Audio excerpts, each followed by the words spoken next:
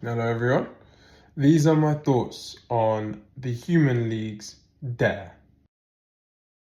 Dare is the first bit of music I've heard from the group, the Human League. I wasn't aware of them making any music that I've heard of before this album. There was one song I knew before I heard it, obviously.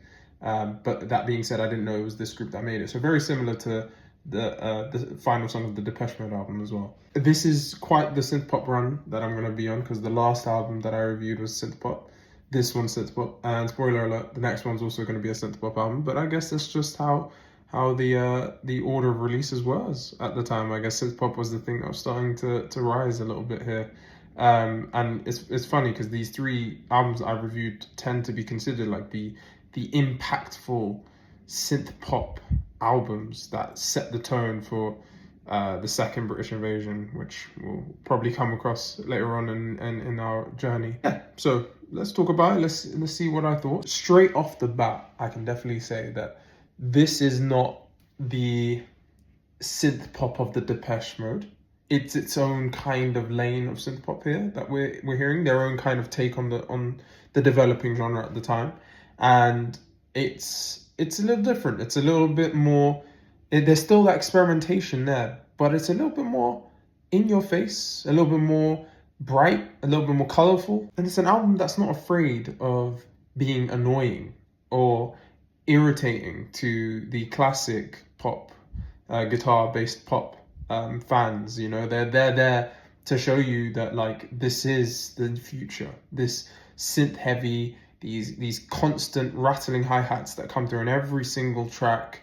You know, we're not afraid of showing you that this is the sound of pop. And yeah, it's just very bright, very colorful. The songs are very catchy, and it's a very nice and upfront take on the sound. There is also something I really want to say about this album that stands out from the Depeche Mode one as well, and that is how kind of smooth and well structured synths come across on this one. You know, they're not as 8-bit, they're not as like, not dated, but they're not as like, I guess, old sounding. These synths sound very bright, very smooth, very clean. You know, they don't sound dated, which is fantastic. It does bring an extra flavor to the songs as well.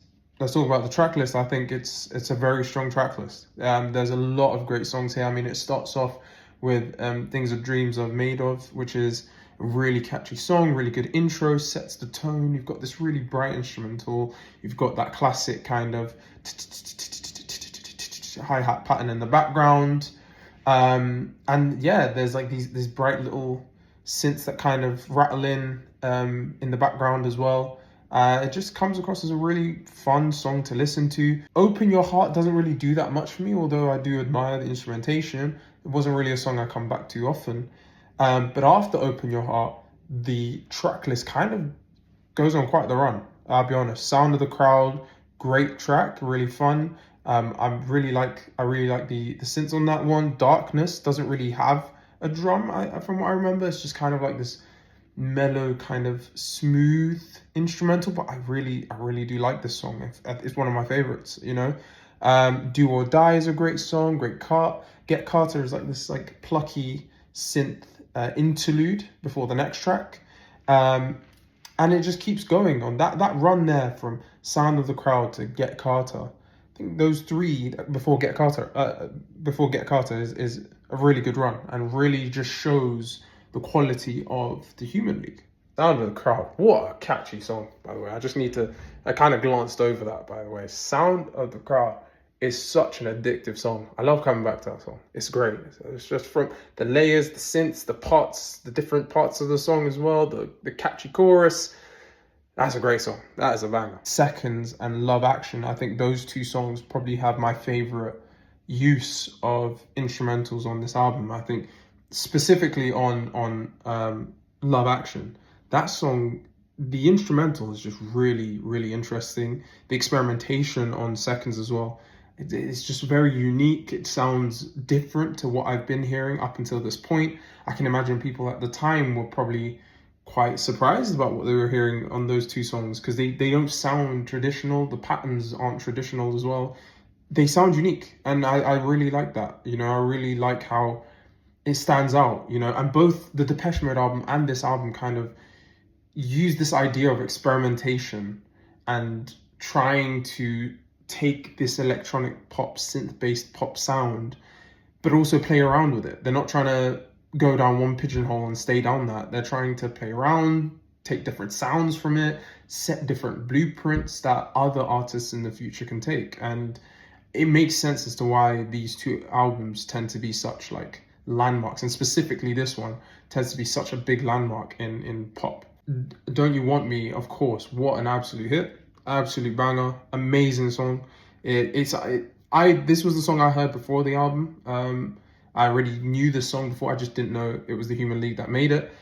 And it's a fantastic, it makes sense why it's a hit. Again, keeps that experimentation there. It sounds unique, it sounds different, you know, it still has those rattling hi-hats, this kind of, you know, heavy synth-based backing, but it just sounds very different from what I've heard from pop up until this point. So it's great that this song could be such a big hit for the Human League, and it became so popular because it really does set a tone for other artists to really take that sound. And I'm really eager to hear future pop albums after this point, because surely there's going to be a lot of groups that come out of this really taking this synth pop sound forward, or at the very least these guys take this sound forward from here. I have left out one song, I Am the Law.